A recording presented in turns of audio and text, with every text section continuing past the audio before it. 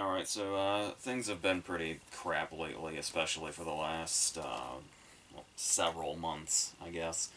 But I guess we'll try to push through this and get caught up on all these movies that have been we haven't talked about yet since they came out. So, and we've got a few kind of in succession here. So I actually want to start with this group, which would have been the group from a couple of weeks ago, I think. That where a lot of stuff was coming out all at once, and even this past weekend, a lot of stuff was coming out all at once. So let's try to get through these. So I want to start with X, Ty West's new movie. That's kind of this clear ode to '70s slasher movies and kind of like that exploitation era or whatever. But what the most exciting thing about this was that I've been a fan of Ty West since at least since House of the Devil came out in 2009, and then everything that's followed that. I think he had like one or two before that, I think, but everything he puts out has always been really interesting to me and very effective. But this was the first time I believe I got to see one of his movies in a theater, which was really really exciting because there's always been something really cinematic about him, despite his low budgets and his sort of small approach to material.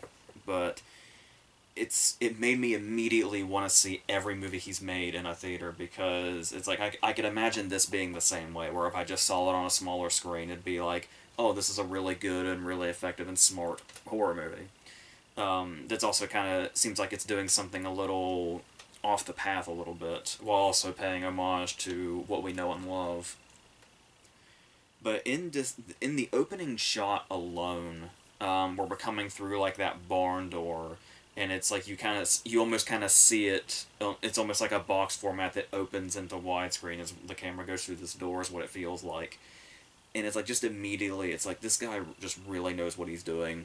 Uh, with a camera, especially to tell really ominous stories, and yeah, just immediately I had this itch to see like the Innkeepers in a theater and House of the Devil in a theater, and the Sacrament really. But the Sacrament might not have been as cinematic, I guess you could say, because it was the found footage, but it's still something about his style feels like it really suits seeing it in this big way, despite the productions feeling so small in themselves. It's this really amazing combination he's somehow been able to find. And so yeah, that was just pleasing on a level in and of itself. But going into it, I guess you could say, because there's some really good homages in general in other movies, but there's other times where it feels like those movies can be really over reliant on what it is that what their inspiration is. And here I could see somebody coming into this and feeling like it's almost distracting at the start how clear the homage to Texas Chainsaw specifically is. Because you can think about horror movies and slasher movies from that era and everything, but it's like really Texas Chainsaw specifically is very present here. Whether it be the setting, the isolated setting, going to this house out in the middle of nowhere that's already owned by this weird. It's two people, but it still feels almost like this sort of family thing. Like you could run into multiple people where you're not quite sure how to take them, and may or may not be dangerous, especially if you start to feel trapped in this environment.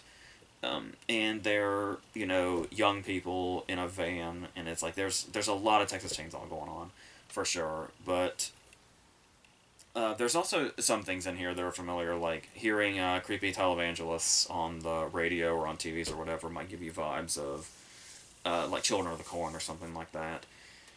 But there's still Ty West is still the kind of director that has such a vision of his own, that I never really felt like it was too much of these things. But like I wouldn't fault anybody for saying that. There's also a little bit. There's also a development or two that might bring to mind Toby Hooper, and one obviously he did Texas Chainsaw, but another Toby Hooper movie also comes into play here. Um, I almost feel like it's kind of almost saying too much, but I don't know how many people have seen this. Toby Hooper's movie Eaten Alive. really came to mind in a couple of scenes as well. But the way they sort of played that up also, where it's like I can say that, but it's like the way in which he utilizes it, and the way he toys with the audience a lot with it, plays a part in its own as well. So there's that. Um, and then we get a look at our cast, a lot of which are people we recognize because, typically you see a movie like this and it's usually a bunch of unknowns. Like, for instance, when Texas Chainsaw first came out. But we've got, Martin Henderson, who most people probably remember from The Ring, and Smoking Aces is the first thing I think of. We have Brittany Snow, we have Kid Cudi, we have Jenna Ortega. And what's interesting about this is even though these are people that we recognize, what's really brilliant about their casting is that nobody feels modern. Like, this is a movie that's not just saying, like, oh, we want it to, feel like it's in the 70s or something like that. It feels like the whole idea was not just that, but also, like, this is literally a movie that would have come out exactly as it looks right now, with these exact people and everything, in the 70s. And it's like there's nothing that springs, like, typically the thing that takes you out of that the most is you can see an actor and it's like, what, even if you don't recognize them, some people just have modern looks to them, that might be able to, shatter that illusion or something. I feel like the only person that feels, I guess, not exactly of the era just by their appearance alone would be Jenna Ortega, but I don't really hold that against her or the filmmaking because I imagine a lot of that probably has to do with the fact that we just had Scream where we saw her, like, with modern technology and, like, in a same sort of horror slasher environment but with all the modern technology and all the modern approaches to what's going on. And maybe that's the only reason that I didn't feel like she quite blended in as well as everybody else did to the era. Um, I didn't. I said all those names. I didn't mention our main character, Mia Goth, obviously, who's also shown to be, like, there's some. What's interesting here with this character, especially the Mia Goth character, the this Mia Goth character, is that the idea of playing with this idea that she's the protagonist, because she kind of seems like she's bringing in some stuff from, like, her Cure for Wellness character, which was kind of a bit more offbeat, but she's also got this really sort of, brash. Obviously, it's a Linda Lovelace thing they're kind of going for, but the way she's able to balance those plays perfectly into the way they're playing with the expectations of what we expect from a protagonist in a movie like this. Like, this is the kind of movie where we have a character like Brittany Snow, who is the more, like, I would say promiscuous, but they're all promiscuous because they're on a porn shoot. But the idea that you associate the Brittany Snow character probably with a certain character that's usually set up in these movies to do all the things you're not supposed to do and then die immediately. And one of those things obviously involves nudity. Like, when you watch, like, this is the 80s, but if you watch, like, a Friday the 13th movie and you see somebody go skinny dipping, um, they're basically skinny dipping into their death scene, usually. But the skinny dipping character in this movie is Mia Goth, who is the main protagonist. And, like, just even stuff like that, like, the way it can take, like, because you could say, stuff like, Scream and even stuff before that was already doing the meta thing and saying, like, oh, you expected it. Because, like, Sidney Prescott was somebody that had sex and still managed to be the main girl, the final girl. But here it just felt like there was a lot. The meta nature to this is, like, it seemed like, oh, we've been here before, but it's the approach it especially takes to the filmmaking side of it, because the characters in the movie are filmmakers, specifically. And we go into the whole thing about, like, there's one argument about the fact that, they're making a porn, but the thing is one of the characters says it's not just porn, it's cinema, and he wants to make it like this avant-garde thing, even though it's a porn movie. He wants to make, like, Deep Throat and stuff like that. And what I found that interesting about that conversation was how you could kind of equate it to the horror genre also, like how a lot of people say that I kind of talked about this when we talked about Hostel, way back in the Eli Roth movie, where it was when you have a horror movie and it's a lot of it is just gore, and it's like, is there any possible way for that to be artistic or saying something or anything beyond just, the gore factor? And yeah, I feel like that discussion is in here also, and kind of almost runs parallel to this discussion of, can porn be, cinema in the same way? Can you use gore and somehow make something that's actually cinematic and kind of saying something in a way? Um, and it's, like I was saying, the way it sort of keeps kind of turning things on its head. They do have a whole discussion about Psycho and how they were talking about how obviously Psycho started the whole thing where it was like this sudden, or popularized this thing where there's a sudden turn in the middle that sends the story in a completely different direction and plays with the audience's expectations in that way. And it's like, once they sort of have that discussion, you can sort of see the makings of it in the movie itself, but in a way that's not completely showing its hand, because that would be the problem usually in this scenario, where it's like, oh, we want to show you how clever we are, but at the same time we're basically telling you exactly what we're going to do, so there's not really any surprises anyway. But it doesn't go like that. The movie still has some turns in it, I guess you could say.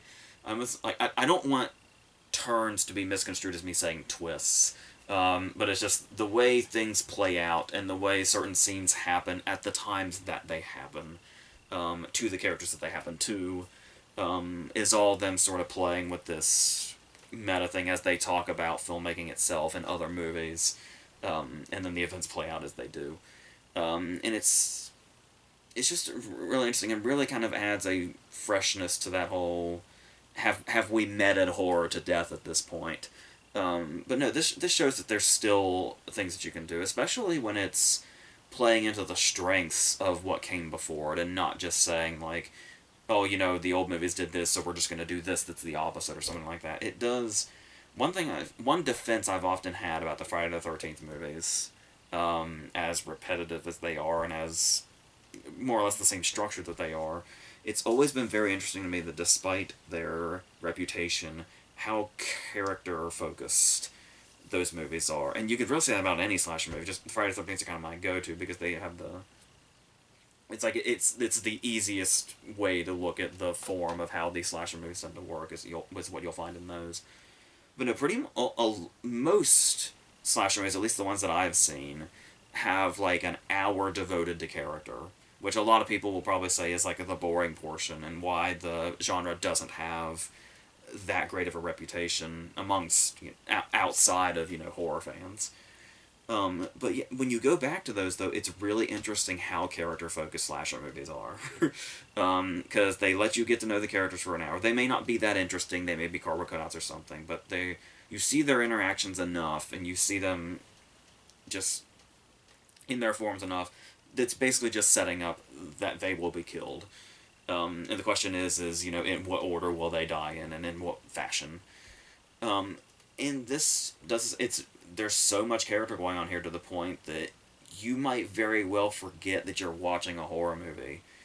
You might have, by the time it gets to when the gore starts happening and the kills start happening, you may have forgotten what movie you were watching, in which case it's going to catch you off guard when it kicks in, because it really, really kicks in when it does.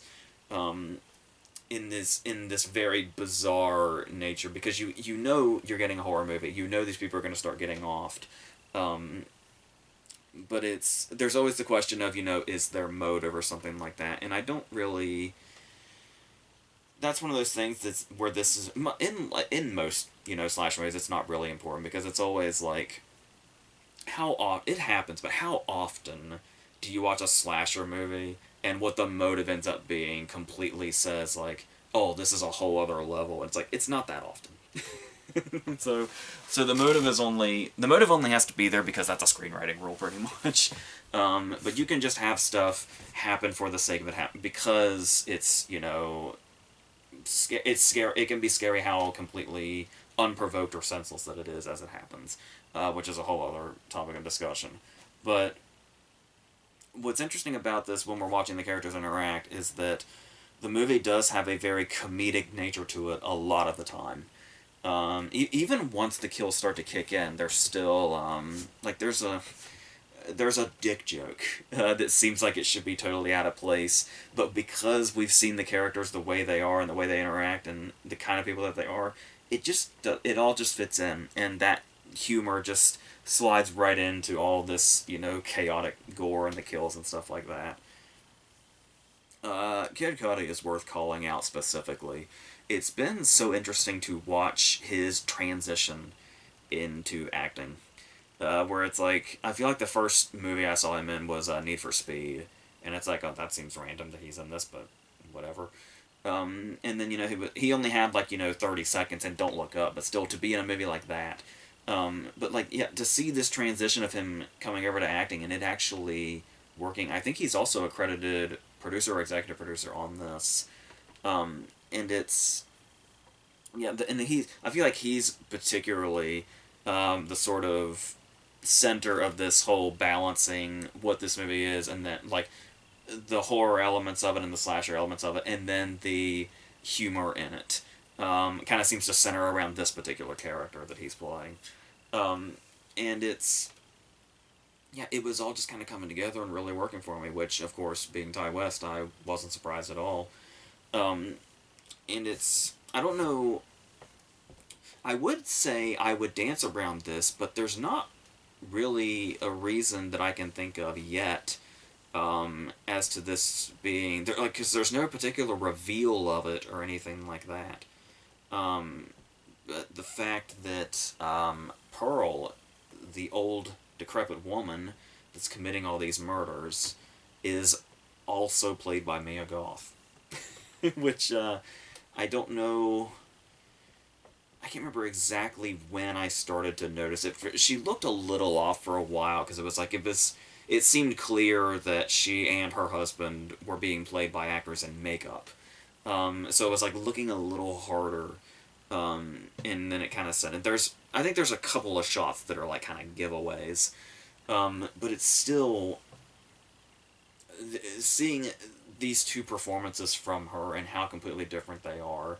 Where I talked about the different sides we see of her younger character, and then the sort of physicality and uneasiness that comes with the Pearl character, where there's something unsettling about her already. Then when the murders start to kick in and how violent they are, that is kind of the shocking aspect of it, on top of who is committing them, and yeah, and then it just basically becomes a movie from the 70s, which it never really strayed away from. Like, from beginning to end, it never really strays much away from that. And and they play with these different scenarios of, like, having scenes that, like, there's the porn scene that they're shooting and what's going on outside of that, and the way these scenes kind of run parallel. And there's this moment where the movie just kind of stops and has this musical interlude, where Cuddy plays Landslide and Brittany Snow sings it, and it's just this really. Once again, there's so many things in this movie that seem like they should be totally out of place, yet somehow the way it's building up to everything was just kind of working. It works as an individual scene, and it doesn't feel out of place in the movie itself, despite the fact that we're getting closer and closer to the real darkness that the movie's been shrouding up to this point. Almost like it's one of the easy thing would be to say that it's just sort of this resting period before we start getting really intense, but that's what a lot of the movie's been up to this point. But to have this moment that almost feels tender before we get there, feels especially jarring, but in an effective way. So yeah, I was talking about homages. Yeah, there's going to be a lot of obvious visual cues, like Psycho and The Shining has an obvious one, but it never feels. Especially with the Shining moment, it's moments where like just when you recognize, most movies would just stop there. Plenty of shit movies, which I've seen, will just make a visual cue or a visual reference and then just call it a day. But it's like, as it sets in, it's like, oh yeah, I recognize what they're doing there. That seems a little obvious, but okay, it's an homage, I guess. And then something will happen that's unexpected. And it's like it's almost like the expected is the clue that we're about to get the unexpected. And yeah, I just really appreciate that. I really appreciate Ty West as a filmmaker and what he's bringing to horror, what he's brought to horror, and what he continues to bring to horror.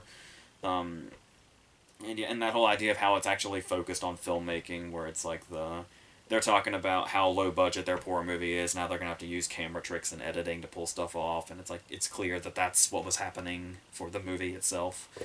Yeah, and it's just a lot of fun. It's gruesome as all fuck, but which is what you kind of expect from it. Like it's if this movie was not gruesome as fuck, you'd leave unsatisfied. And it's like, and I could see a criticism there where it's like movies that it's mirroring like Texas Chainsaw. The horror of Texas Chainsaw was what we didn't see and what was implied and stuff like that. But I feel like there's enough of a combination of that and the gore, which is very impressively pulled off. Because that's another thing too, kind of trying to figure out how necessary gore is and if there's anything of merit to gore. And it's like, yeah, the artists have to bring that to life. Where it's like I've seen the argument a few times of what's more unnecessary in horror movies, jump scares or gore. And it's like with jump scares, you can just make loud. Anybody can make loud noise. There's the people that make like makeup effects and gore and stuff like that. That's a whole artistry in itself. That's part of this filmmaking process. So I can appreciate that as stomach turning as a lot of it is. The more stomach turning it is, the more impressive it is that the work was convincing enough. So that's pretty much how I felt about this. And once again, the thing that I really come back to is I'm really glad I got to see it in a theater.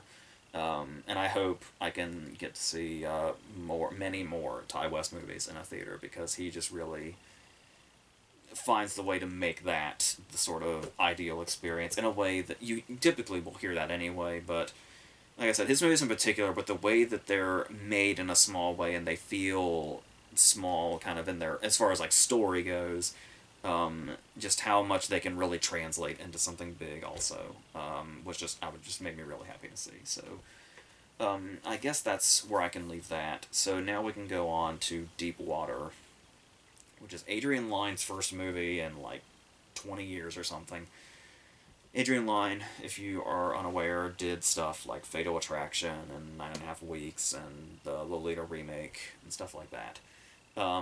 Movies that clearly have an obvious sort of genre that they fall into. And it's a genre that we don't really see anymore, and I think that kind of had people hyped up. Not only that we were kind of getting a movie like this that felt like it was from another era, the prime of another era, and from the director that kind of brought this genre into that era and made it really big at the time. Where I talked about in a previous video about how Fatal Attraction was like to be able to take this kind of movie and make it into the phenomenon that it was and get like multiple Oscar nominations and all that is crazy to think about now. That a movie like this could reach that level of prestige when nowadays it's seen as like super trashy. But like most people, when I see a movie coming out like this and it's described as trashy, my first thought is, oh, good. Because it's like that's the territory. Like that's kind of what you come to these movies for. Is to see really predictable plots play out, and have characters that are just completely fucking insane, and they're just fucking all the time. And then people end up getting killed. It's a really fun genre. It's like just what we talked about, how the slasher genre is its own thing. We have this as well. You just whittle it down to the erotic thriller. And it's from a Patricia Highsmith novel, so there's already a prestige element like in it inherently, but now it's up to the filmmaking to bring it to the genre as we know now. This genre that kind of feels like it peaked in the 80s, and had a resurgence that nobody really cared for at the time in the 90s, but I don't know. Those are like my comfort movies, I guess. where I just can't get enough of them. Movies, especially when they feel like they're in the wrong decade now, because people have been trying to kind of, they pop up every now and then. It's like, as far as high profile ones, I think The Girl on the Train could probably be seen as one of the more recent ones, where this genre is still out there, but they just kind of pop their heads sort of, up and then down, and then we don't hear about it for a while, because the movies are typically seen as, oh, it's, trashy and predictable, etc. But yeah, I just love that shit. And so, and honestly, this was taking me back so much, the Regency logo at the beginning. Even though it's an updated version of the Regency logo, still, that company has, like, this sort of... I didn't know this until I saw this. That company's logo has a nostalgic factor for me, apparently, because I felt it when I saw it, even though it's an updated logo. And it's like, alright, I'm willing to submit to this movie. Let's see what happens. Because there's another piece of awkwardness that comes with this movie, and that's, of course, the fact that Affleck and Ana de Armas had a relationship. I don't know if it was during the making. It went into after the making, and then it ended quite quickly. And I'm assuming it ended poorly, because there were those pictures of Casey Affleck, like, throwing a cardboard cutout of her in a dumpster outside of Ben's house, which is funny. But yeah, now that all that is coming long gone. Now he's got this Jennifer Lopez thing that's been back on for a while now. This movie's coming out. It's in this really bizarre time. And it's like, alright, let's see how this goes. But it makes sense, because obviously the characters seem to hate each other, and they're at a distance, despite being married in this marriage that neither one of them seems... I would say neither one of them seems happy in, but it's the vindictive nature of the De Armas character, where it's like... It's almost like she does like being in it because of this control she seems to have over him, where it's like, I'm gonna fuck all these young dudes and there's nothing you can do about it because you're not going anywhere. But then, just when we think, oh man, she's an irredeemable piece of shit, he might be a murderer. Possibly. So it's like, oh, so this whole thing is... These are just two absolute pieces of shit. And they're both in a marriage that they can't break out of. Let's see what happens. And like I said, there's a fun nature to that. It feels like we're, eavesdropping on the trashiest yet upscale people. There's obviously this real, almost sort of voyeuristic quality to that probably made the movies like this so popular back in the day. Like I said, and there's an extra layer knowing that these people were an actual couple at one point. I remember that being a bit controversial, like when The Getaway was out, when Alec Baldwin and Kim Basinger were, like, married, and they had, like, really graphic sex scenes in it. People were like, this is kind of weird, watching those. But, yeah, so it has that vibe, but, like I said, there's also a sort of, ambiguity thriller here, like, is Affleck a murderer, is he not?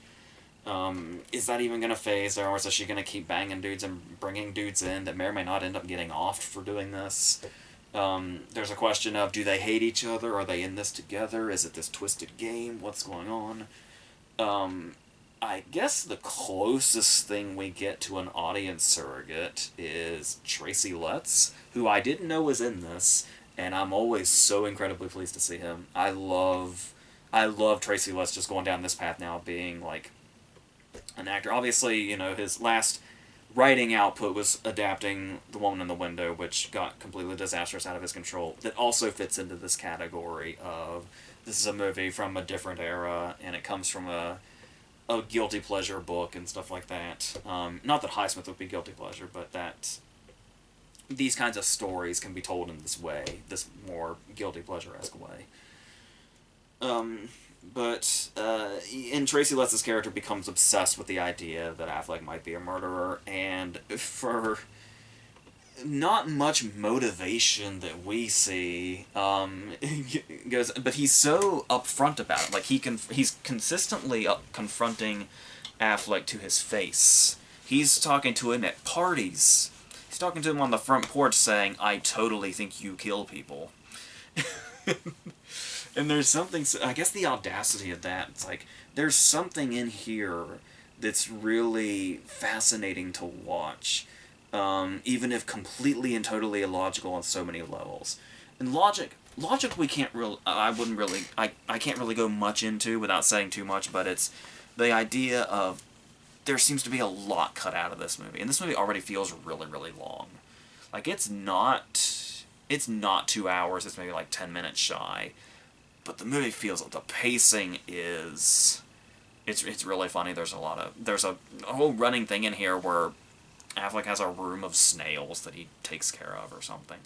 Because this movie's slow as fuck. It's like it was on, because it's on Hulu, so it's like, I just kind of nudge it every now and then, just like, I wonder how the pacing's doing.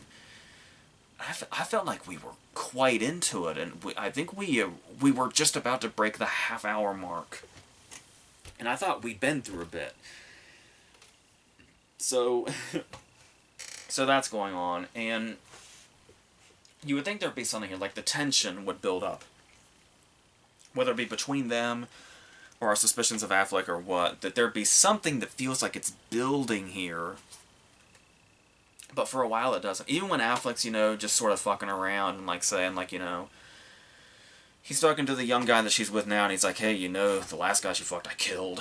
I took him out there, and I, killed him with a hammer, and that's where he is now. Nobody's found him yet. But Affleck plays it well enough that the ambiguity is there. That we don't know if he's fucking with this guy or if he really did it or not. And that's the question throughout the movie. That's the question we're asking most of the time, and then it's not... What's weird about the Tracy Letts stuff is that Tracy Letts does not play a major character. Like, he's not in the movie very much. But yet he's the one that suspects Affleck the most. But he will just randomly pop in and out of the movie, just really sure about this. And the movie, talking about the movie getting chopped up, not only is this in, like, crucial moments at the end especially, but there's moments where, like, after, like, they get this idea where after Tracy Letts has confronted him and said, I genuinely think you kill people, they agree to have dinner at the house. Tracy Letts is going to bring his wife, and Affleck and Darren are going to be there. And it's like, okay, now it's like, it was at a point enough in the movie where I was like, I feel like this dinner is going to be the climax. And it's like, imagine, like, if the rest of the movie, like, if the last, like, 45 minutes of the movie was this dinner with Tracy Letts, and, like, it was just dialogue, and, like, it built and built and built, and then, like, more things were going to slowly be unraveled and slowly revealed, and then there was going to be a big, thriller climax by the end of this dinner.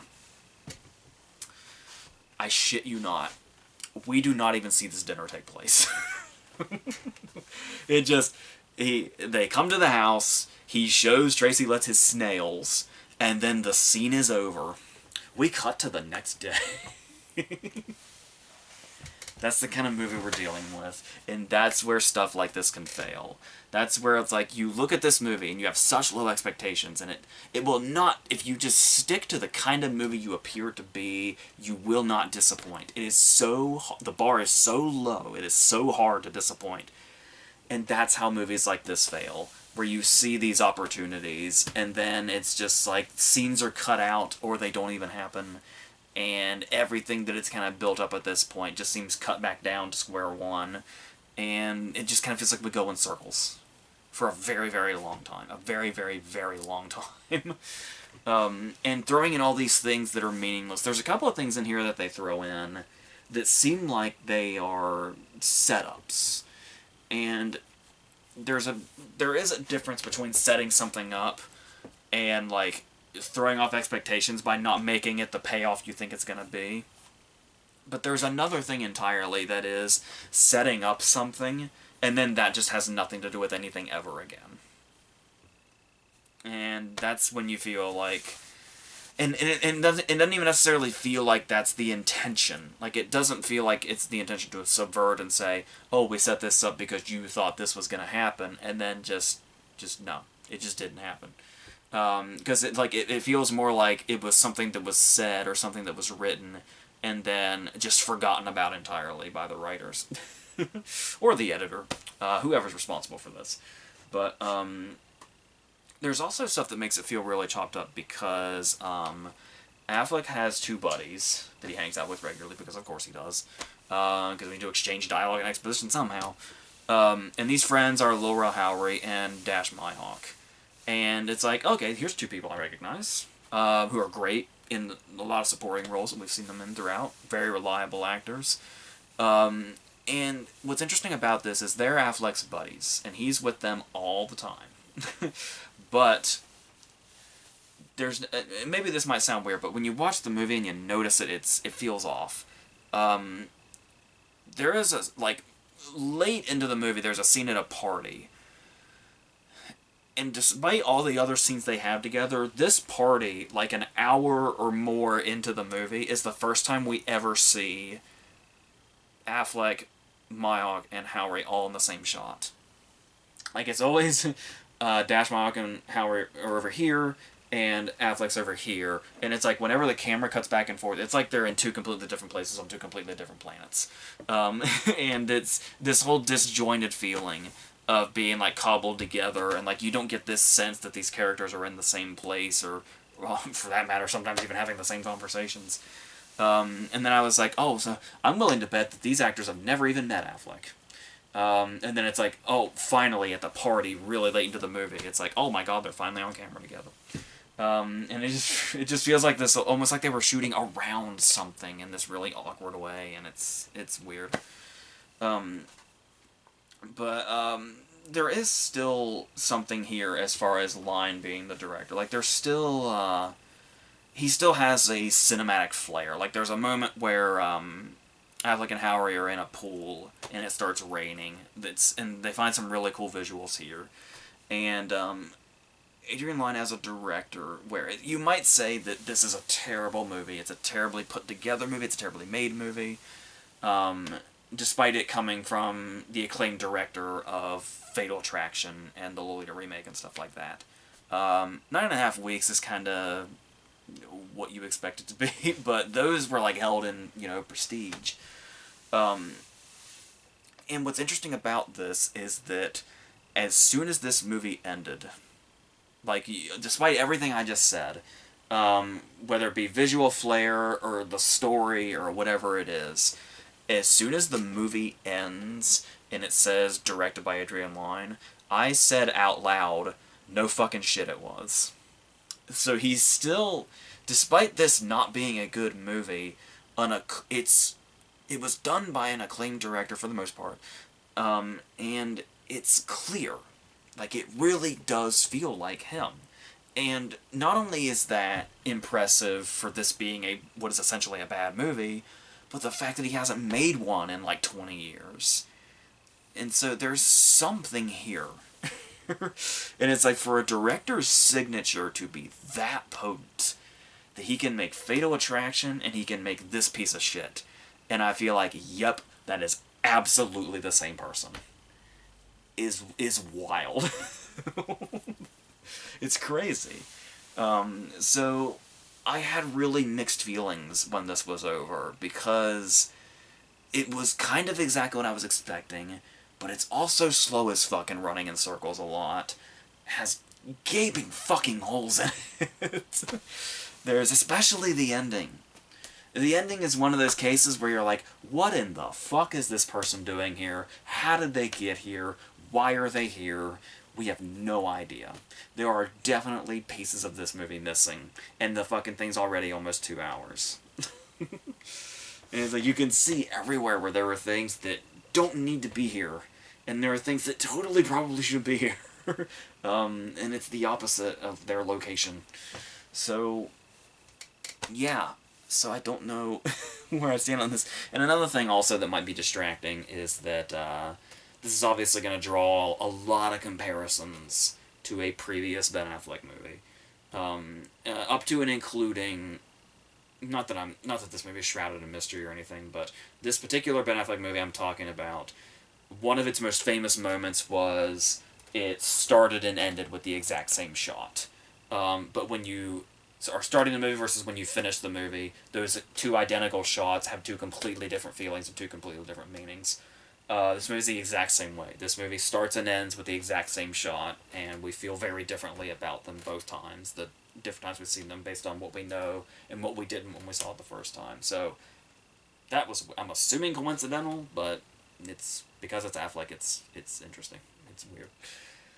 So if you're like me and you just kind of get drawn to these kind of movies anyway, I don't, despite a lot of it feeling like it was pointless and going in circles, I didn't feel like I completely wasted time. Like, when it was over, like I said, and I saw Line's directing credit, I was like, something in me was satisfied. And I can't explain it, because I can imagine most people thinking the ending is super unsatisfying. Like, people will probably hate this ending to its core, but I don't know. I felt satisfied by it by the end, and I can't, I don't know why.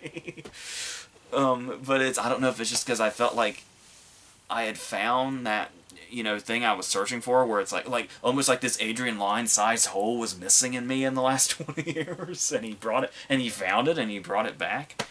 I don't know, but yeah, so it's objectively a piece of shit. Like, it's horribly made. It's horribly put together. Not horribly made, horribly put together, you could say. Where it wasn't Line's direction or the cinematography or anything like that, or the performances even. It feels like strictly an editing issue fucked it up, and writing to a degree probably, but it's, I don't know. It's pretty wild. So it's pretty wild, but it's also like, I feel like if you were to go into it based on me saying it's really wild, you would be let down, because there's so much dryness in it too, and those moments where we're just kind of going in circles. So I don't know, but like I'm also satisfied with how conflicted I am. It's like, I feel like I expect that from this movie, to conflict me like this. Like, if this were another movie, I feel like I'd be pissed being so conflicted like this, but because it's this movie and this kind of movie, it's like, it almost feels appropriate. I don't know. My relationship with this movie is really weird, so, that's all I can really think to say about that. Oh yeah, there's also this thing with Affleck being involved in drone warfare. Being involved in drone warfare, which seems like it's going to play a bigger part, and it kind of starts up Tracy Letts' animosity towards him. It's this telling thing of, like, oh, if this guy's capable of this, he could also be capable of murder, we don't know. And you could play it up like, oh, that sounds like Suspicion, the Joan Von Cary Grant movie, the Hitchcock movie. And it's like, I guess you could compare this to Suspicion, plot-wise, like, setup-wise, concept-wise, but, I don't know, it's, like I said, somehow I feel satisfied with this, when it's just totally not a good movie. I don't know, just, if you want to go into it, go into it. If you don't want to go into it, you're probably not going to be into it at all. So, yeah, but if you're like me and you're forgiving to this kind of thing, I say go for it. See how you feel about it. See if you're as confused with your own feelings as I am. It's fun though. Yeah. So let's go on to the next thing, which is Cheaper by the Dozen. I was quite surprised. It was probably a couple months ago. I was dicking around on Wikipedia looking to see what was going to be coming out, and I saw Cheaper by the Dozen listed, and it's like, what the hell is this? And Disney Plus decided to put out a remake of Cheaper by the Dozen with Zach Braff and Gabrielle Union. Alright. But the thing is it's like, well, you can't necessarily get on its case for being a remake because, most people probably, when they hear Cheaper by the Dozen, they probably think of Steve Martin and Bonnie Hunt and everybody, Piper Perabo, Hilary Duff, all them, Tom Welling. And it's... What's interesting about this is that the Steve Martin movie is actually a remake as well. I'm assuming most people probably know this. It's based on the book and this original movie, which they are. You hear the audio of this when they're watching it in this new one, but they have the same last name as the Steve Martin family. So it's like, essentially like they're remaking the remake, is what it seems to be. Clearly it's not another adaptation of the novel or anything like it's not a fucking True Grit scenario or anything like that. So, what can you now expect from a straight-to-Disney Plus remake of Cheaper by the Dozen starring Zach Braff? Obviously, you think, what can even be done with this? Because is there any new story to tell? Because there is one glaring factor here, and it's the fact that it's Zach Braff and Gabrielle Union, an interracial couple. So you probably wonder, is the movie is this fucking movie gonna try to tackle that material? Try would be a generous term, but yeah, they try. But what's interesting about this is they bring in multiple things. They bring in race, they bring in bullying, they reference rehab once, but, do you know what the story of this movie is? For real? Do you think it's gonna be about the fact that they're an interracial couple, and the troubles that come with that, and they have biracial children, and they have adopted children. They are the godparents of a child, whose parents died. And we get the whole intro of where they all came from. And it's like, do you think we're going to go into that stuff? Do you think we're going to go into the bullying stuff? Do you think we're going to explore that one mention of rehab?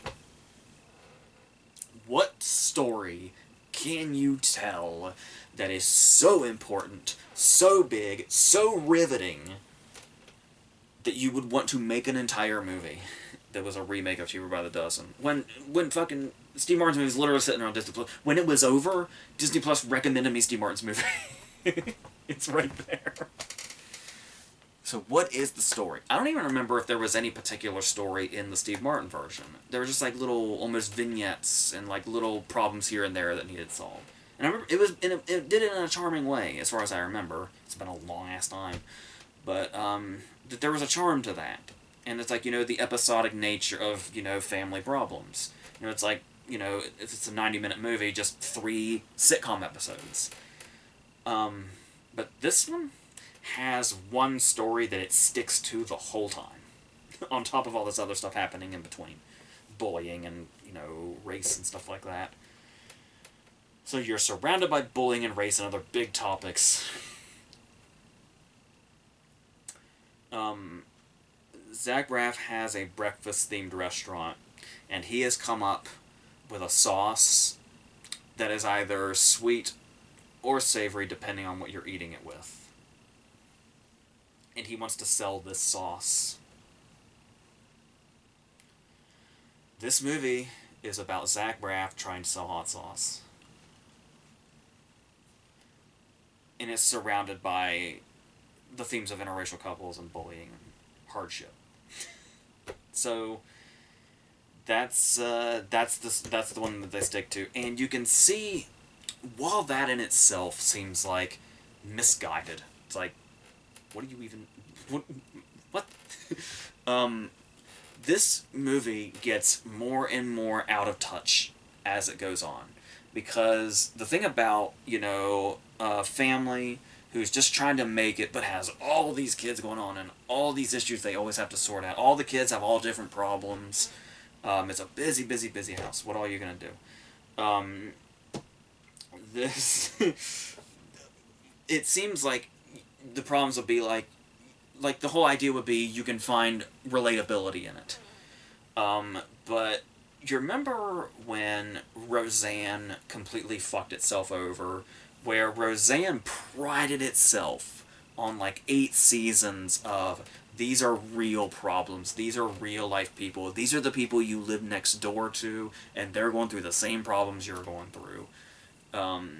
And stuff that might seem very low stakes to somebody living in a mansion, but are incredibly high stakes to people that have, less means at their fingertips. People that have to live like normal people and approach problems in a normal way that they can't just brush away. And then in the last season, the Connors won the lottery. And it was about them living like rich people. And it's like, what the fuck? It's like, your whole brand was these people are the people watching from their houses. And it's like, they're suburban houses. It's like, it's... So, yes, before long, Zach Braff's sauce takes off, and they're living in a mansion. And that's the fucking movie. And it's like, it took Roseanne 8 years to lose sight of its message. It took this movie like 20 minutes. And when you talk about it being really disconnected, it's like you can just see by the jokes that the writers of this movie seem to only know rich people. And it's like, that's where it's coming from. And it's like they can't seem to approach a story unless the characters either come from money or they're about to come into money. And that's all that these writers seem to know. And if that's not enough, if you want to talk about out of touch, there's the obvious stuff that you expect from out of touch people, like when they bring in a nephew, because I think it was Zach Braff's sister had to go into rehab. There's the rehab reference. We don't even see that fucking sister. It's just one reference to she had to go back to rehab. And then the whole point of that was to bring this other kid in. He's the 12th one. And this kid says stuff. First of all, this kid is probably one of the worst actors I've ever seen, but you know, he's still young. He's still got a chance. We'll chalk this up to the directing in the meantime, and the editor picking bad takes in the meantime. But I mean, what can you do as an actor when you're saddled with lines in 2022, by the way, like, I just want to be back in my old neighborhood with my homies. Said with a completely straight face. Like, that is something any old average kid you'd run into out on the street or anywhere would just say that. It's like that. And, you know, all the, you know, teenage girls say, like, they take a picture and then they say, I'm going to get so many likes, and that's just their, like, language.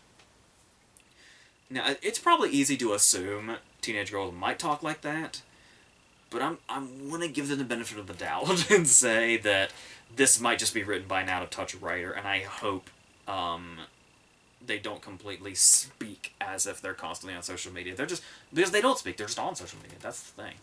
That's the real life, I guess. It's... So that's how... that's the whole kind of core issue of what the movie has. It's just the whole thing just seems like it was written by fucking aliens that that have no idea about, you know, any sort of struggle that any normal person would be going through. It's all about, you know, what struggles you're going to find in a mansion or something like that. It reminds me of the Jaden Smith sketch that Key and Peele did. Is essentially what this movie seems to be. Just instead of, like, you know, when Peele played Jaden, just that times, you know, 11 before the 12th kid comes in. And, yeah, talking about the way they approach these issues, there's even stuff where it's like you can see them approaching it, but it's still like they don't have... Like, they go the wrong way. Like the first thing is they all pull in, they're all moving into the mansion, they've just gotten here, and a security guy pulls up, and he's saying stuff like, you know, we want to make sure that there's not excess noise, you know, in our little community here. And they eventually escalate that. They make him specifically say loud music, which I guess you could take as a racial dig, because he's specifically talking to Gabrielle Union at this point. You know, it's when he sees, you know, the biracial kids that he seems to get a little uneasy, but it's like, they play it up like the whole, like that was his intention, like the whole time, was to accost them, but it's like, the reason I feel like this is a bad example, I'm sure there's a million, unfortunately, a million ways you could have expressed that this security guard was racist. But it's like, the reason I feel like this is a bad example is because he pulled up at a time where they're all piling out of the car, and this is probably the first time he's seen this family. And it's like, yeah, if they have a peaceful community, if I see a family pull in and 11 kids pour out of one car, I'm gonna... Like, it's... Like, imagine you're at a restaurant, and you see 2 parents come in with 11 children, your first thought is going to be, this is going to be annoying. Like, this is going to be a long night. That's why. So I think the way they approach, I get where they're coming from, but I feel like it's a bad example of that kind of thing. So anytime they even try to approach that, because they also bring in Judian Raphael as this character that plays up a lot like the scene we just saw in King Richard.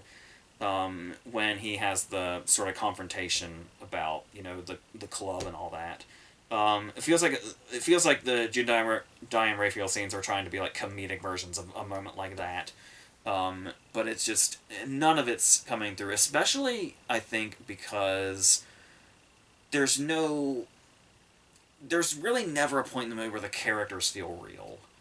Because obviously Zach Braff's gonna be running around like a fucking muppet. But there's also the thing like there's a whole dance sequence in this, and I had talked about like how in so many comedies and so many bad comedies we'll resort to dancing for filler, and it's like even though it's not like it's not supposed to be cool necessarily, like some other movies. Like, it's supposed to be a comedic scene, but even, approaching it in this is supposed to be comedic manner, like this is the joke sort of manner, it's still just dancing for filler, and that's all it is. Multiple references to TikTok specifically as far as dancing. Like, that's one of their connections, like, oh, we have a TikTok dance, or whatever it is. Jesus. But Gabrielle Union, too, gets the shit end of the stick as well, because while I'm sure she's very capable of being on point comedically, what they seem to have told her to do here is anytime she has something funny to do or say, be completely over the top in expression about it. And like anything that she could have done that might have worked in these scenes is always shat on by her having to play it up as over the top as possible, whether it be expression or delivery or whatever. And like any time she's supposed to be funny, and it completely just kills anything of that. Like it's so. Not that I would ever expect subtlety in a movie like this, but like if you go back to the Steve Martin movie, there were like actual serious moments in that. There's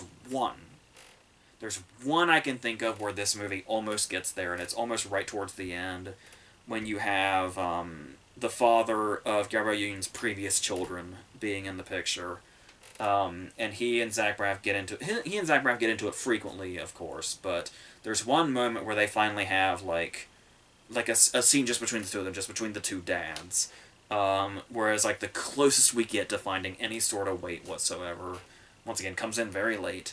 But it's like that you can see that they were trying to do something that hit what this scene almost hit multiple times and they weren't even close.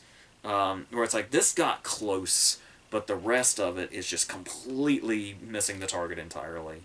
To the point that where you're not even sure anymore when they're trying to be serious, when they're trying to tackle a certain issue or something like that. Because it's just so...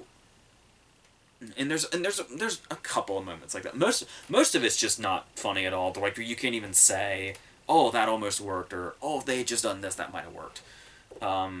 There's that, and there's this scene where I think it's the new kid first gets there, and then one of the kids is looking out the window at the other kids and introducing him to everything, and they play it up like it's a scene out of a prison movie.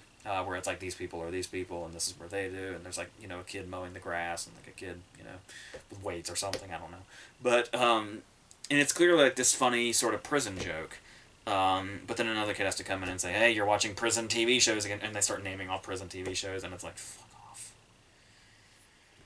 You're just naming titles in your dialogue.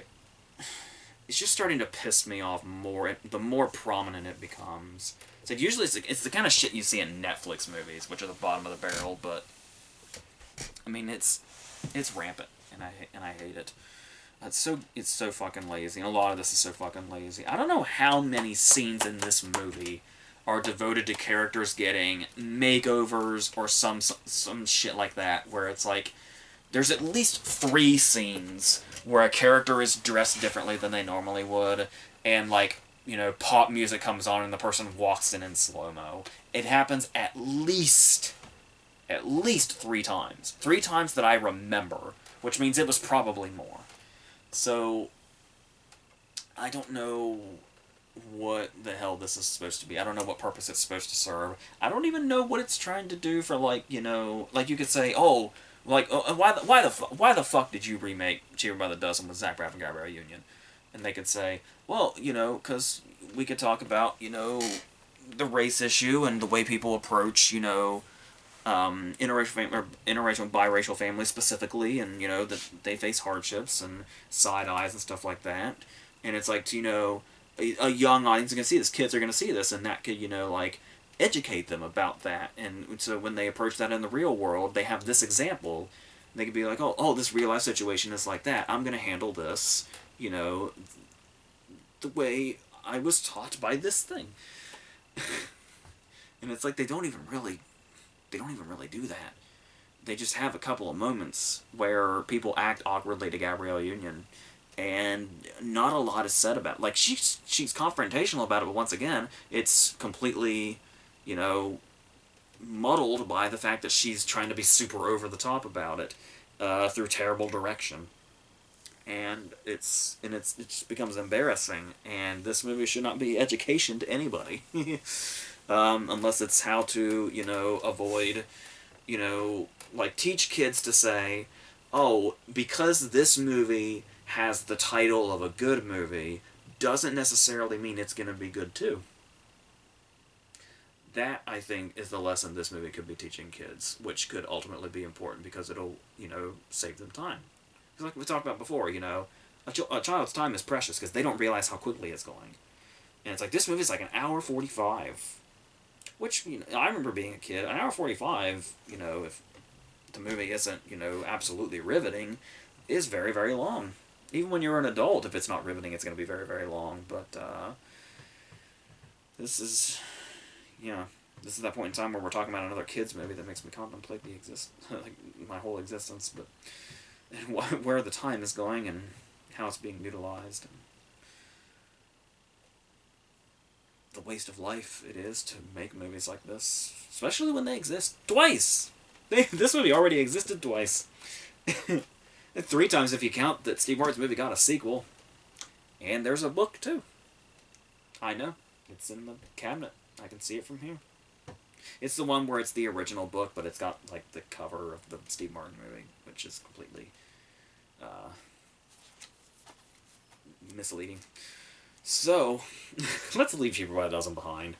Let's go into After Yang. Another movie about family. In a completely different light. Which is a significantly higher quality, but as if that even needs to be said. So yes, let's go into After Yang, which is the new movie from Kogonada, who did Columbus in 2017, I think, which made an impression. There was that movie with John Cho. And what's interesting about this movie is that it's, while you can look at Columbus and see that, you take the nature of Columbus that he had in that, and now you're bringing it over to this sort of indie sci-fi movie. And what's great about this, and what's exciting about the existence of this movie, is that there was seemingly a boom there for a while for these really downplayed indie sci-fi movies there with Mike Cahill was making those movies like Another Earth and I Origins and stuff like that. And I really love both of those movies. Another Earth was especially just so subtly riveting in itself. And then to bring that here, and we also had movies much more recent, like Marjorie Prime with like Lois Smith, and I think John Hamm was the one in that one. Stuff like this where it's sci-fi, but it's not, but it still feels, it's sci-fi and in this futuristic world, but it still feels grounded enough that it feels relatable to our world, despite the fact that we're seeing, technology and stories play out that could not possibly happen at this moment. And that's sort of the beauty of them, and the way that they can tell stories in a new way with that. By telling stories that can make us feel right now, by showing us things that would not happen for, hundreds of years or something. And and it's this, despite being very sort of downplayed and quiet about itself.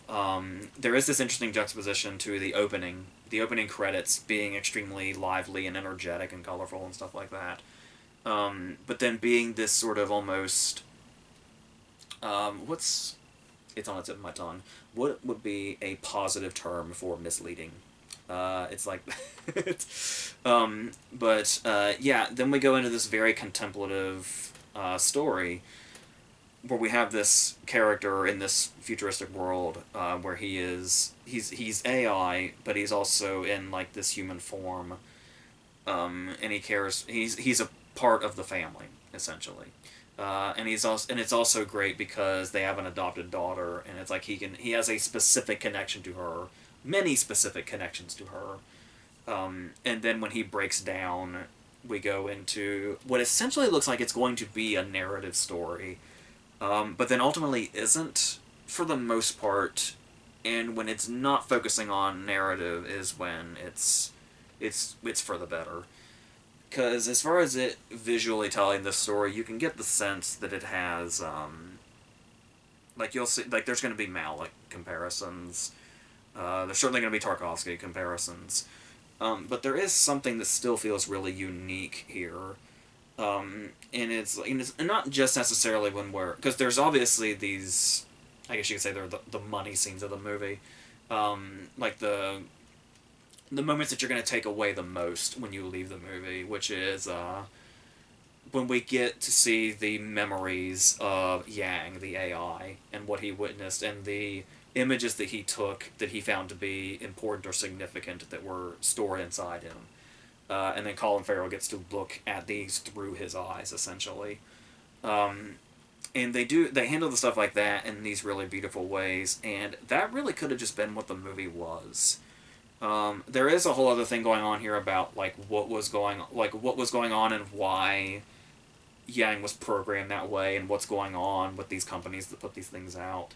It wasn't near as interesting. And then there's another thing that comes in where he starts to piece together this thing with a character played by Haley Richardson that comes in. And that kind of stuff wasn't really interesting to me either. It was really, the movie's really at its absolute best and at the absolute peak of its emotion when we're just looking at the world through Yang's eyes, which could have been the whole movie, without these sort of other distractions going on.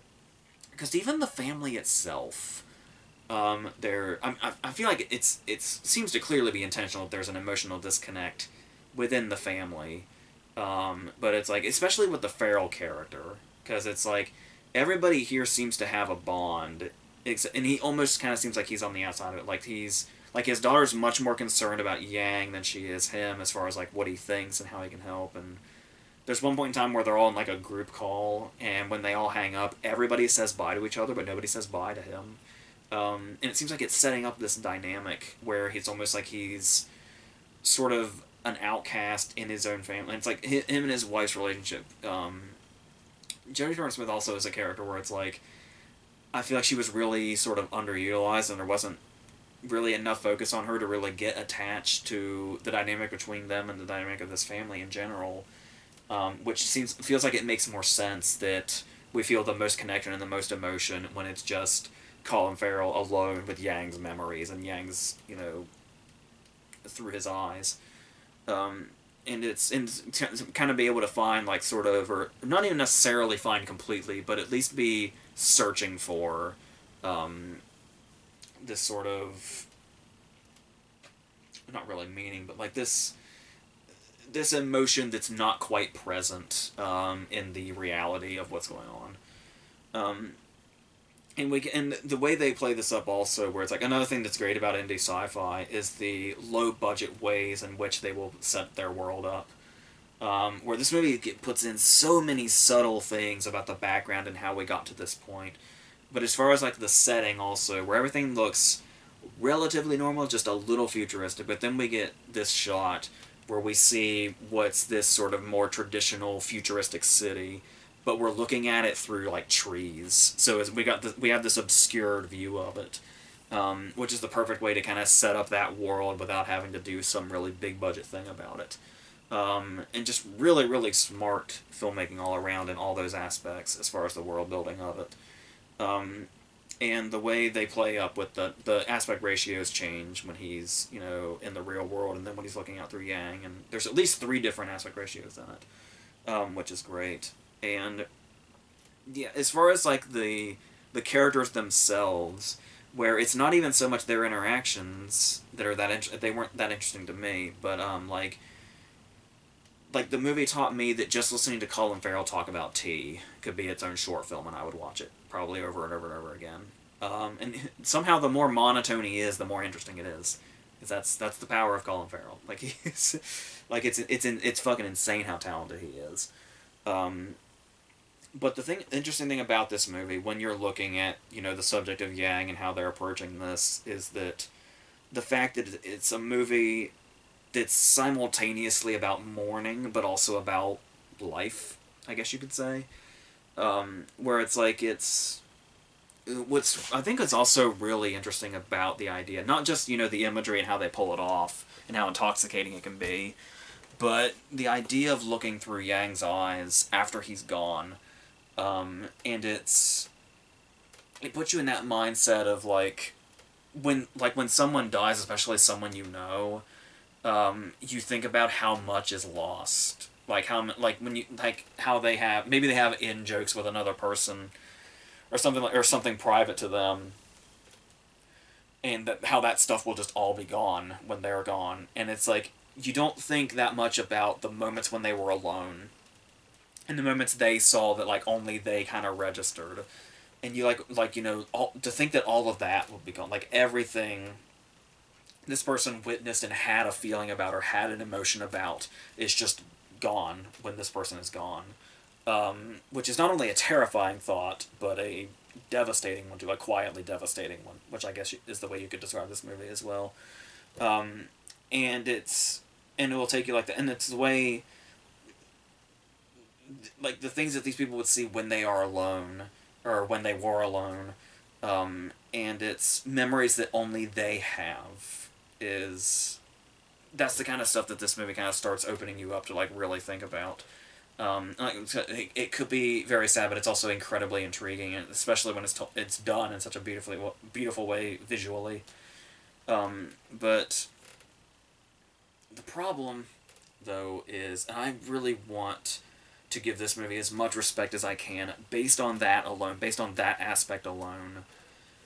But I think because of how I felt about the characters around all this and the side sort of plots that were coming in, ultimately I did feel an emotional disconnect to it. And the thing about this is that while I love this concept and I love the way they told it visually, because I know I had this with Columbus too, where when Columbus started, I was really it just had like you get engulfed by these movies, and it had me for like maybe 45 minutes to an hour, but then eventually for me, emotional disconnect starts to set in. Like I said, it happened for both of these movies, and it's like if these movies completely emotionally engulf you and they keep you the whole time, you're gonna have an incredible experience, a really moving experience. But I felt like there was a barrier where I didn't have that, because having emotional disconnect towards a movie is kind of a domino effect. Even if you start being, you know, engulfed in it and really drawn into it, if there starts to be an emotional disconnect, there will be a domino effect, and it might start to feel repetitive, and it's when you just don't feel it, and it's like it establishes what it is, and you love it for that, but then it doesn't feel like there's really any, it occurs to you what it is and what's being established here, it doesn't really feel like it has anything else to give, once it reaches a certain point, if there's no more emotional connection for you as the individual person that's watching. So unfortunately that's what happened, and like I said, that's basically what happened with Columbus also. So, but the acclaim that Koganon has at this point makes perfect sense, and he deserves it, and he should have it.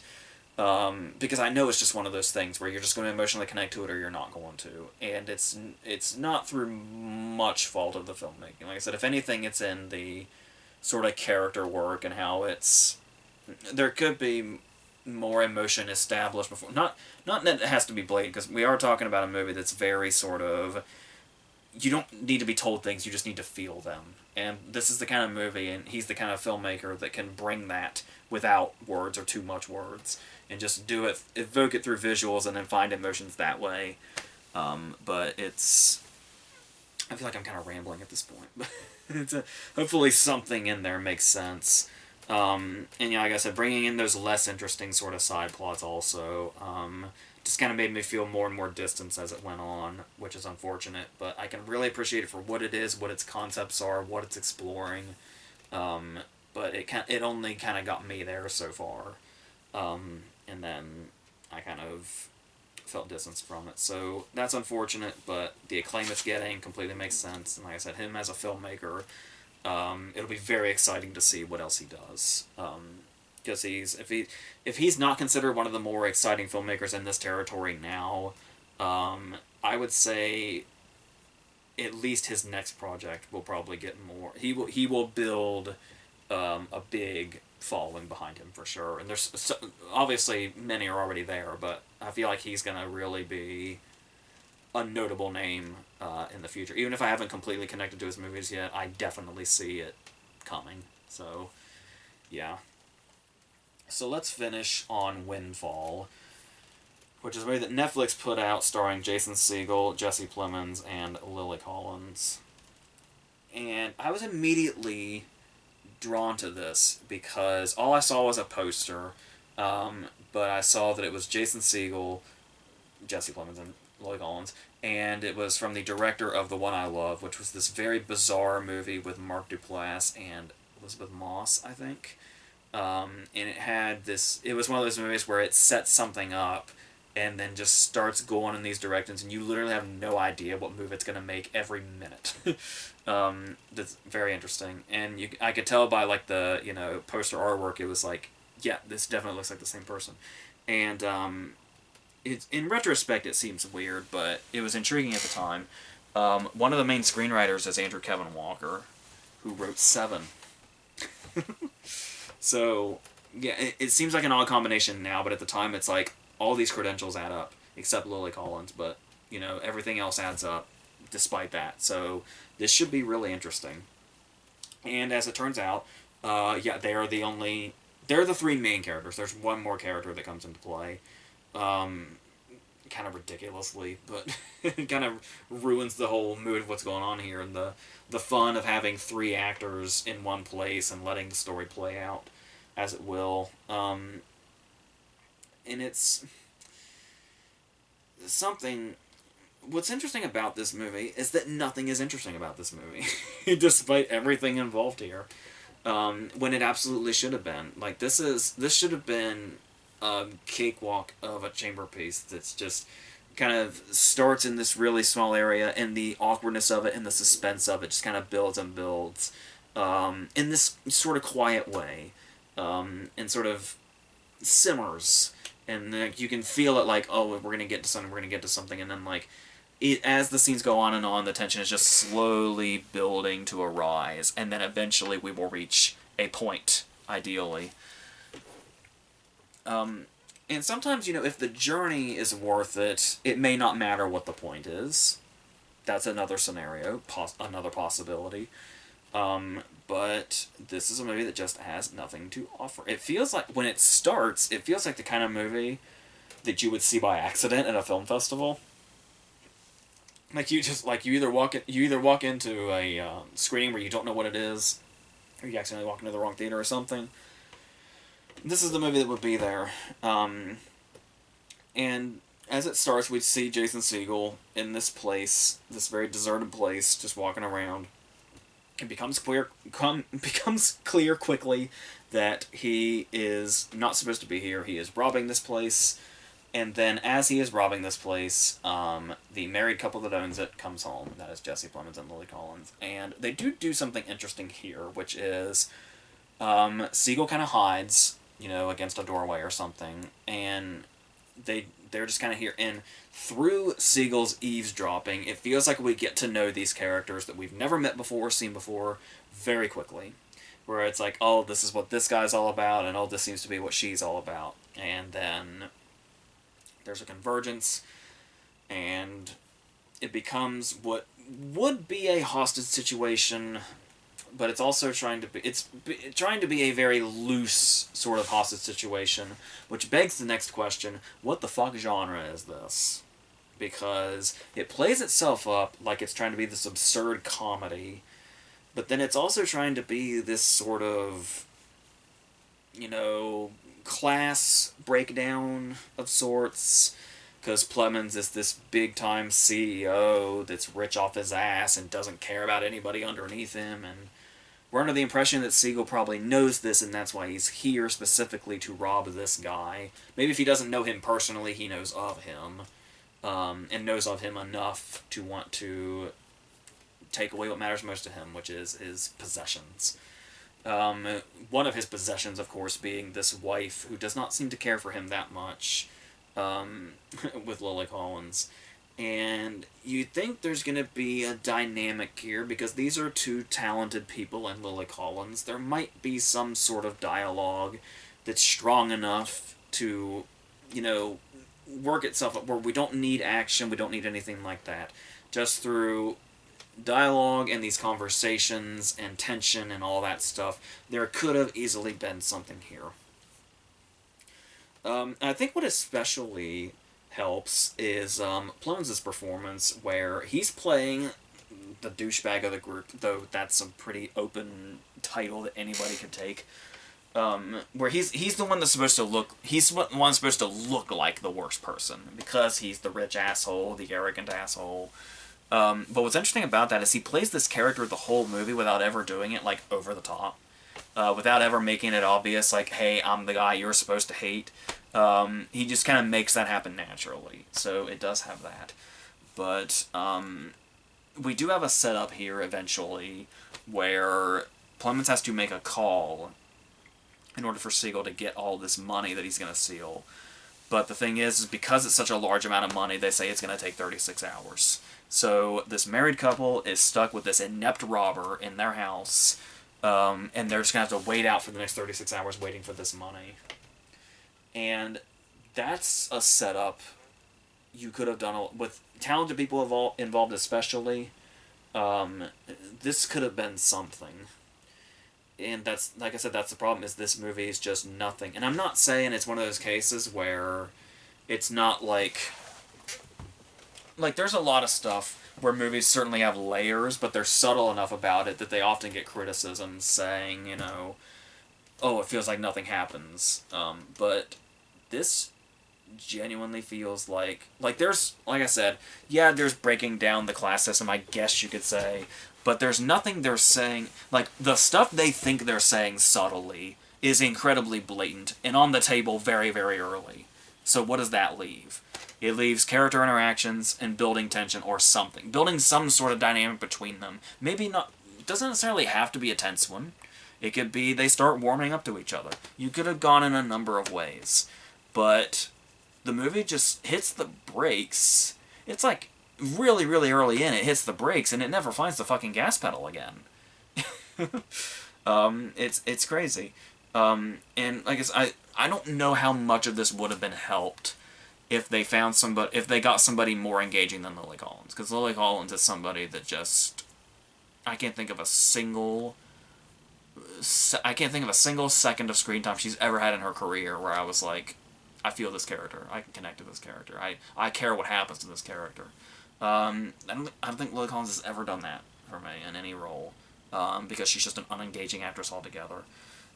Especially if they're trying to make her sympathetic, like her the sympathetic one, which is just really hard to buy with these characters. They're all pieces of shit in their own right. It's like watching Deep Water all over again. Where just all these people are just bad. Like, I just hate them all. Just, and it gets to a point especially where Plemons eventually gets isolated, so that so he's interacting with just Lily Collins, and as you can probably guess, There's really nothing here. There's one scene that's kind of inspired, that's around this time frame, where of all movies, Three Amigos is incorporated. And the thing about that is, while it's funny enough that of all the movies they're watching in this scenario, it's Three Amigos, just because Three Amigos is one of the funniest movies ever.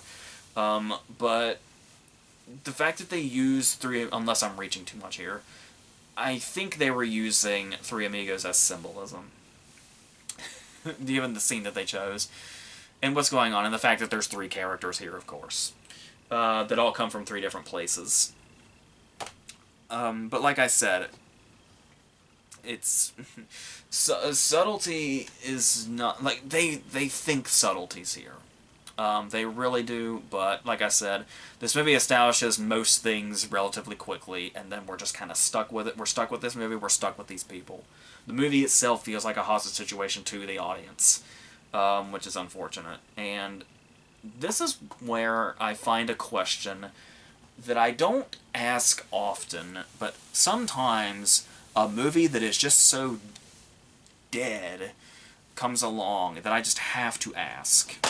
So, when you watch any movie, so much has to go into a movie. Starting with, somebody coming up with an idea, then somebody writing it. And then as somebody writes a script, they'll typically become attached to the characters. And that'll be their connection to it. And that'll be like, when you ask them to kill their darlings, then it becomes impossible. And it's like, you just can't imagine changing this story. And it's yours. Like, not the story is yours, the characters are yours, and they're deep within you, and they're a part of you now. You brought them to life, and now they exist in your mind, and they will live there forever, because you created them. I know that sounds really fucking pretentious, but the point I'm making is, you watch a movie like this, and you see, you go past the writer, and then you get to the filmmakers.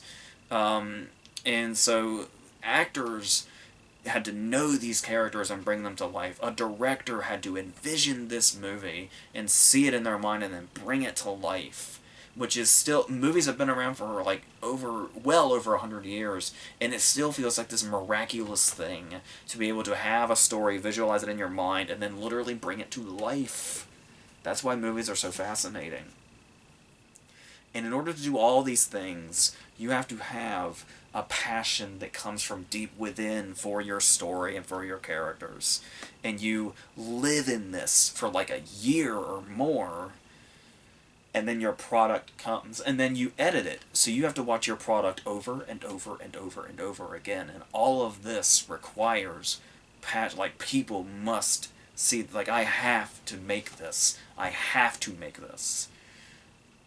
And oftentimes also it'll be, and I feel like people have to see this. This is a story that I have to tell, or otherwise I won't be right with myself. Every now and you can see that in bad movies, in really bad movies, you can see where the writer or the director probably really thought they had something. Like, they really, really thought they nailed it, and they just didn't. Even if they completely fuck it up, or they completely miss the mark, it's like, you can imagine a filmmaker watching this and saying, like, this is it, this is what I want. And, studios aside, where studios will fuck something up and it's not the movie a filmmaker wants, but, I mean, still, you have to have that passion to make the thing. And I just cannot find a place in this movie. Story-wise, character-wise, anything at all. I cannot imagine somebody being that passionate about this movie, including the people that made it. I do not know where that comes from. I cannot imagine writing these characters and growing attached to them. I can't, like, nothing. I can't imagine having this idea, because the idea feels incomplete. It feels like, I want to do, as an actor, I want to be in a chamber piece where I'm acting with two other people. And it's like, that could be a whole thing, and it's like, but you see these characters on the page, and it's, what is there? What is there that's not blatantly obvious in the first 3 pages that you have no room to expand on? There's nothing that's developing about this movie. And you can say the Lily Collins character maybe has some arc, I guess you could say, but the Lily Collins character does do things that seem like it's out of character, that can be considered an arc, but it mostly just feels out of character, and like they needed a big moment to be like, to propel us towards the end, but there's just nothing in here. This movie's just a dead zone of any emotion, whether it be from the characters or, imagining, trying to bring this movie to life. It feels so... everything is so empty. And there is a turn, like an eventual turn, where the tone changes and we get a little darker, but it's, at the same time, it feels like nothing changes. Like, it's like something happens, it feels like it could just drastically change the path we're on. But it does, it's just in there. It's just in there for, like, shock value, and then it has no bearing on anything else. Like, it doesn't even really seem like it changes the dynamic, because it doesn't. Because it's an event that nobody directly took part in. It's just... I don't know. And like I said, they could try to do this comedic, this dark comedy about a hostage situation gone wrong, but sometimes it feels like they're trying to be that movie. Most of the time it doesn't. I don't know. There's also this movie is also a lot of that, one of those movies that sets up a lot of stuff where it's like you can tell there's going to be a payoff to it. Like, oh, when you see this thing, it's definitely for a specific reason. And then you just have to wait for that to roll around until we get to the completely indifferent ending. And it's like, I don't know. As far as, I guess the only person I didn't really talk about was Jason Segel, who has a lot of range. He can be very funny, he can be very sweet, he can be very nerve-wracking, seem a little threatening. He can do it all. But this character's just fucking nothing. It's almost like little teeny tiny bits and pieces of all the stuff that Jason Segel can do, but with no depth, with nothing. Like, it's just the little slivers of surface level of all those things, and it's just kind of a roll of the dice on which one the character's going to be this next few minutes, from thing to thing. So, yeah. So, it's just an absolutely nothing movie, and this is the movie where it feels like a waste of time. Like, or something about Deep Water, where it's like something about it was weirdly satisfying even though it was bad. So I didn't feel like I wasted my time. This Windfall feels like a waste of time. Which I'm not quick to say about movies like it. But like if somebody were to say that, I'd get completely where they're coming from and agree even. So that's where we stand with those. So we're gonna eventually go into Morbius and that Apatow piece of shit that he just put out. Linklater's got a new one. I haven't talked about The Lost City yet. I will be doing that. And, and we'll go from there. And we've got our other group videos coming as well. So, all of that stuff is happening. So until the next thing, I think that's it.